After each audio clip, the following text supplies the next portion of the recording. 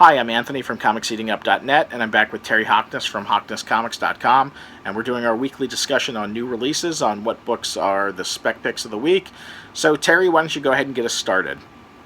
Here's our comic book picks for new releases for January 4th, 2017, first week of the year. Few interesting releases, such as Darkstorm Comics gives us Underworld Blood Wars #1. This is a one-shot with a hefty cover, $6.99. This book's going to be very hard to find. Horror genre should be popular. This could be a surprise hit. Underworld Blood Wars, one-shot from Darkstorm Comics, is going to be a little bit hard to find. It's sold out at the Things from Another World, My Comic Shop, and Midtown Comics already. So it's got that going for it. The $6.99 cover price is likely to chase people away, but it is directly tied into the movie. Underworld fans might want to get this one. DC Comics launches two new #1s. We have Fall and Rise of Captain Atom #1. This is a 6-issue miniseries. Cover A is from Jason Badower. And Justice League of America, The Atom Rebirth #1. Two different covers. Both cheap $2.99 covers. These have been very popular. They might sell out. Print run should be fairly decent on these. Do I think they're going to heat up? No, I don't. Fall and Rise of Captain Atom has me interested, and that's just because Captain Atom's one of my favorite DC characters. He's been missing from the DC books for quite a while now, so this story will say where he's been. The other one, Justice League of America, Atom Rebirth, I don't see this going anywhere. Both of them are thumbs down for me, but the Captain Atom's definitely a thumbs up as a reader. Neither are great specs. IDW Publishing gives us Box Office Poison Color Comics #1. Cover A is by Alex Robinson, $3.99 cover.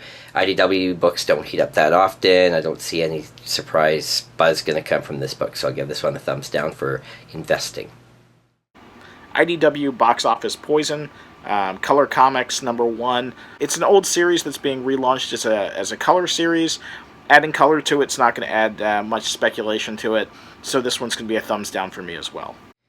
Image Comics gives us their two biggest titles, Saga 41 and Walking Dead 162. While these titles are continuously popular, they continuously sell out, and they're both pretty good long-term picks. Print runs are, of course, not small. These are Image's two biggest titles. Walking Dead, due to the TV series, is a better, safer investment because even non-keys over time seem to go up in value a little bit. Saga, lots of buzz. Of course, everybody loves Saga, but I don't think the regular cover is going to do that much. There was hype last week about this recalled cover. I haven't noticed if the copies have jumped up in price, but there, of course, is a chance for that to happen short and long term. Saga 41 recalled version came out last week, and it's a little disappointing. It's hovering anywhere from $6 to $9. It looks like that most shops put them out, so I was a little disappointed that they were so easy to find. However, I know people are still looking for them because they are selling on eBay. Saga is one of those books, it's a must pick up each week for me. Same thing with The Walking Dead 162. We had the spoilers for this on ComicsEatingUp.net. You can go over there, follow the link down there, and it'll take you right to the site that shows the spoilers. Walking Dead's one of those books. It's $2.99. Pick it up. It's going to be a $10 wall book in a year or two. It's one of those books that people will be looking for a long time. Possibly the most interesting publisher of the week is Keenspot Entertainment, who give us two new titles in 2017. Hunters of Salamanstra #0, cover A by John Josico, and Marry Me #1, cover A is by Remy Mokhtar. Both $3.99 covers. These will be very small print runs. These really are 50-50 chance of heating up. Small indie books. Not really any buzz yet for this publisher, but this gives it a chance because these could go unnoticed and be hard to find. Keenspot is definitely the publisher of the week. They've got two new releases out, two I'm very interested in. Hunters of Salamanstra #0. This is a web series that they're turning into a print comic, so that's always interesting. If the fan base comes over with it, that's going to be great. People will be looking for it. This is definitely going to be a small print run book that you're not going to find it everywhere. It's going to be a little bit difficult to find. Same thing with Marry Me #1. Now, Marry Me #1 has a really interesting premise that this is this pop singer, and she's on stage, and some random guy holds up a sign that says, "Will you marry me?" And she says yes. And this is what happens afterwards. This has got several things going for it. It's a 10-year-old webcomic that's getting printed for the first time. It's got a loyal fan base.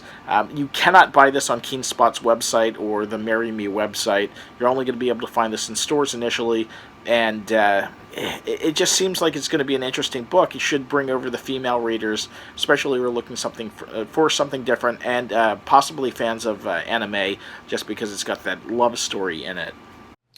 And finally this week, Marvel has the biggest week of any publisher. They debut 4 new series, including Deadpool the Duck #1. It's a mini-series.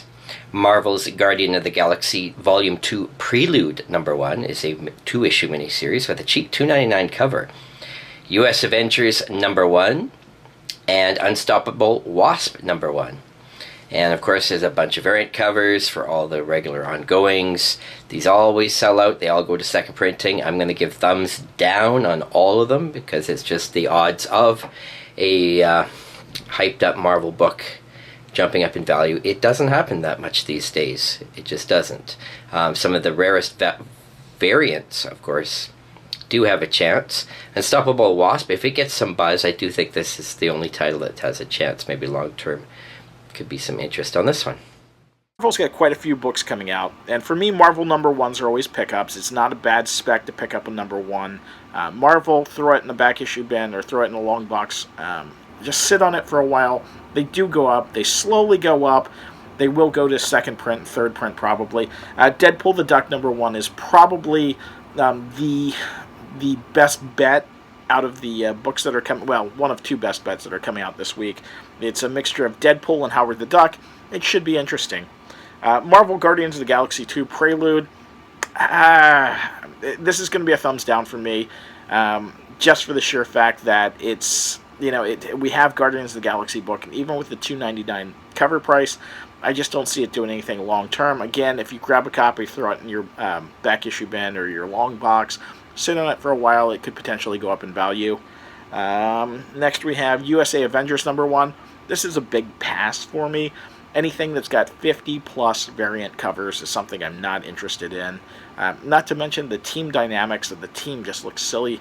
Red Hulk, oh my god, I don't know what they've done with them, but short shorts and a mustache, yeah, I don't know. And finally, Unstoppable Wasp #1. This is the second of the 2 books I would definitely give a thumbs up to and say pick up a copy. Just sit it in the back issue bin. There's some good variants for it as well. Throw it in a long box and see where it goes 6 months, a year from now. At $3.99, it's not a huge risk. And if the character has some staying power, we'll see how it goes. Happy New Year, everybody. Again, thanks everybody for watching. We really appreciate all the people who are following the videos now and giving the thumbs up. If you like the video, please give it a thumbs up. If you don't, give it a thumbs down. Tell us why. Let us know what you want to see. With that being said, Happy New Year, everybody. This is the first comic week of 2017. It's off to an interesting start. I think it's going to be a slow week, but there's a couple of titles that are definitely worth looking for. Thanks for watching.